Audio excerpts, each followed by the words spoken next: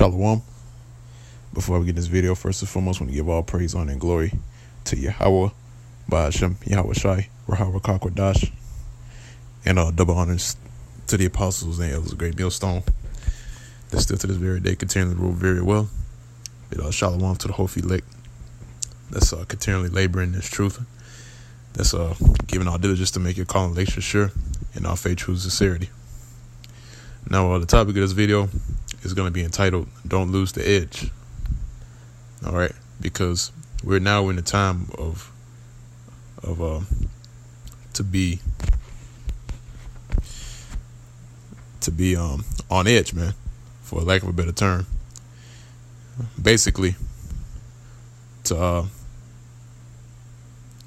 be on high alert.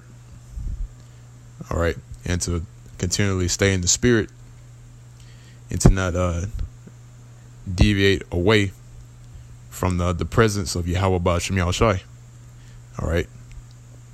In other words, and not losing the edge entails is that to not be swayed by the ways of this world, and anything that is hampering the spirit, you got to cut that out, man. All right, whatever it may be that's hindering you from staying in the spirit. All right, and to work efficiently. All right, and because the Lord has groomed us to be warriors in this thing, man. All right, to be leaders, to be teachers. All right, we are the examples of how our nation is supposed to be. All right, that's why we're set up in this as these so-called Christians call the Great Commission. All right, we've been given a task to teach the people their nationalities and what's to come down the pipeline, man. All right, to preach this word to the four corners of the earth. Okay. So with that being said, I want to go ahead and jump into the scriptures. It's the book of 2 Timothy, the second chapter and the third verse. It says, "Thou therefore endure hardness as a good soldier of Yahweh Shai HaMashiach." All right, which these people really call Jesus Christ. And that's right, man, because like I said before, the Lord has groomed us to be warriors, man. So we are to endure hardness, right? In which I'm going to get that word hardness. Cooperates with me. So that's the word for endure hardness, right? Which is kakopathio, right? Which, if I'm not mistaken, kako means endure, right? Or to take, or something along the lines of endurance. And then you have pathio, which goes to pathos, which means hardship, all right, or affliction. Because you have in the commercials, whenever you see they're showing like kids that are homeless, that don't have any food. They say they don't have any food, or give donations. You can help the children out. Well, that's a form of pathos. Okay, when they make advertisements like that, it's pushing you towards donating money over to their organization, man. All right, so that's a form of pathos, man. So when you actually go into the Greek word pathos, it means hardship and affliction, man. Now, going to this the word endure affliction, which is kakopathio, it means to suffer, endure. Okay, to suffer evils, in which the evils are hardships and troubles. Okay, to be afflicted. All right. So we are to endure the hardships and the troubles, all right, and the afflictions, man. That's the mark of being a soldier. Okay. This is from the same as G 2:25-52. To undergo hardship, be afflicted, endure afflictions or hardness, and suffer trouble. And when you go through those afflictions and hardships, it does make you hard, man. All right. Hence the reason why I titled the video as "Don't Lose the Edge." Okay, because those hardships are making you sharp. All right, on certain levels. You know, whatever you got going on, you know, might not be the same as what another brother has going on, man. All right, we all have our own hardships and afflictions, which really, all in all, leads to the same goal, which is to be sharpened in the spirit. Okay. Now I looked up the let's see if I can go to it. I go to the root word, which is patheia. All right, means the suffering of evil, i.e., or in other words, trouble, distress, afflicted. Okay, which you go into, this is a compound word, like I mentioned before, kakopatio. All right, kako and pathos. Let's see. I believe it's the second one, 3806. Yeah, so the word is pathos. Okay, so it means whatever befalls one, whether it be sad or joyous. All right, specifically a calamity, mishap, evil, affliction, and we suffer evils, man. All right, on a day-to-day basis. Okay. So it's a feeling which the mind suffers. And yeah, that's another thing too, man. You know, demons be messing with your mind. You know, giving you, you know, these wicked thoughts that are not according to the scriptures. Okay. So also it says on another definition, says an affliction of the mind, emotion, passion. All right, passion indeed, used by the Greeks in either a good or bad sense. In the New Testament, in a bad sense, depraved passion, vile passion. All right. So keep going down. It says from the alternative of G 3958. It says properly suffering. All right. So really, this word is going into suffering. All right, or afflictions. All right, especially affliction in the mind. Seeing feeling which the mind suffers. All right, calamity, mishap, evil. Okay. So like I mentioned before, when you go through the hardships or the afflictions, that makes you stronger, man.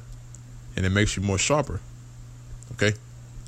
And I like to mention this too, man. And it's been, you know, in my spirit to bring this out, that, you know, and I mentioned this last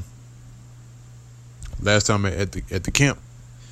You know, that woman take your edge off, man. Okay, and they put you in an environment of comfortability. All right, they make you comfortable because that's in their nature, man. Okay. Now I remember a brother brought this out, saying that whenever a man goes to war, you know, I believe it's 3 days, if I'm not mistaken, 3 days that they don't touch their woman before they go to war.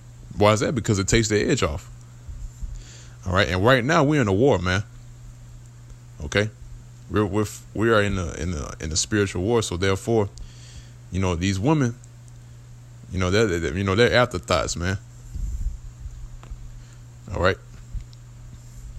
So if you're in this truth, man, but man, it's best that you don't even deal with these women, man. If you have to and you're burning, you know, it is what it is. All right, verse 4 says, "No man that warreth entangleth himself with the affairs of this life, that it may please him who have chosen him to be a soldier." Okay, so right here, man, it says, look, don't entangle yourself with the affairs of this life, man. You know, other things that are going on, you know, don't entangle yourself with that, man. All right, because right now this is our first priority, man. This is the job that we have to finish in order to get the hell up out of here, man. All right. Because that's the goal, right? To get out of America. But yet you got Jake. You got certain guys that come into this thing thinking that this is a something just to do on your off time or your free time. No, man, we're working towards the kingdom, man. Okay. That says, let's see. Yeah, that's it on that. Now I want to grab another precept. This Isaiah, the 41st chapter in the 15th verse. It says, "Behold, I will make thee a new sharp threshing instrument, having teeth. Thou shalt thresh the mountains and beat them small, and shalt make the hills as chaff." All right. And that's what the Lord's doing, man, because you read a verse up. It says, "Fear not, thou worm Jacob, and ye men of Israel." All right. Thus said Yahweh Shem Yahushai. And he's the one that's making us a new sharp threshing instrument. All right. And we're threshing the mountains spiritually. All right. Breaking down strongholds. And we're beating the small, man. Okay. Through the spirit. All right. That's why Esau is doing his best to suppress this truth from coming out. Because he knows that this is a major blow to his kingdom that he has set up, man. His rulership. All right. So the Lord is making us a new sharp threshing instrument. All right. And the only way for us to be sharpened, all right, so that we may please Yahweh Shem Yahushai, is that we have to go through those afflictions, man. We have to endure hardness. We have to go through suffering, especially in the mind. May have ailments in the body. That's the only way to be made for the master's use. Okay. Now I want to grab another precept. It's Proverbs the 27th chapter and the 17th verse. It says, actually, let me go to the actual scripture because I want to bring out another precept after this. I want to pull it up so I don't forget.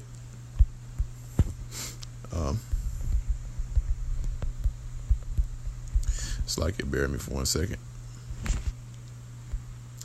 All right, this Proverbs the 27th chapter and the 17th verse said, "Iron sharpeneth iron, so a man sharpeneth the countenance of his friend." All right, and see, when you're around the brothers, especially here in Great Millstone, man, look, we're gonna sharpen you, man. All right, whenever we bring out precepts, videos, do shows. All right, when we break bread with the brothers, that's sharpening us up, man.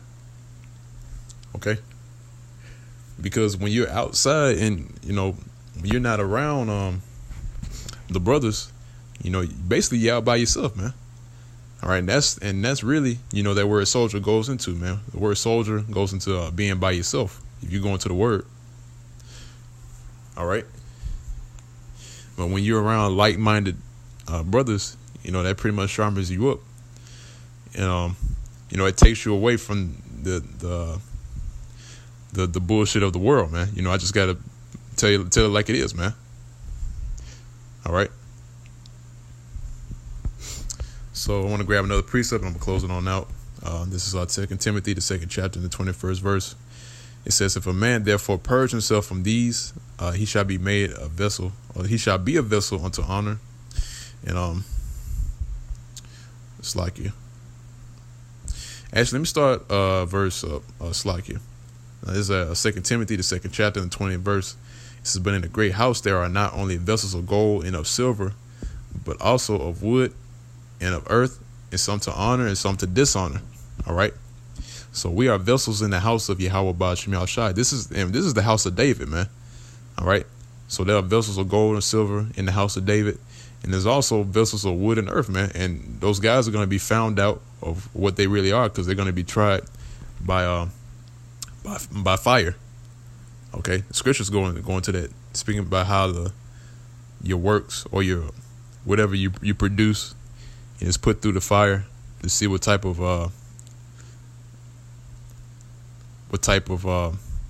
fruit that you have. Okay. Now, verse 21 says, "If a man therefore purge himself from these, he shall be a vessel unto honor, sanctified, and meet for the master's use, and prepared unto every good work." Okay. So, if you purge yourself, like it says right here, from these, which is, things concerning this world, the wickedness that goes on in this world. Anything that's contrary to what Yahweh Shema Shai commanded us to be. You're going to be a vessel made unto honor and sanctified, man. All right. Or in other words, holy and meet for the master's use and prepared unto every good work. Okay. And this is the good works, man. All right. So with that being said, man, the ones that are on fire, man, those are the ones that are being used for the master's use for every good work, man. Okay. So with that pretty much wraps it up. Lord's will, you members of the Hopefully Elect were edified by this video.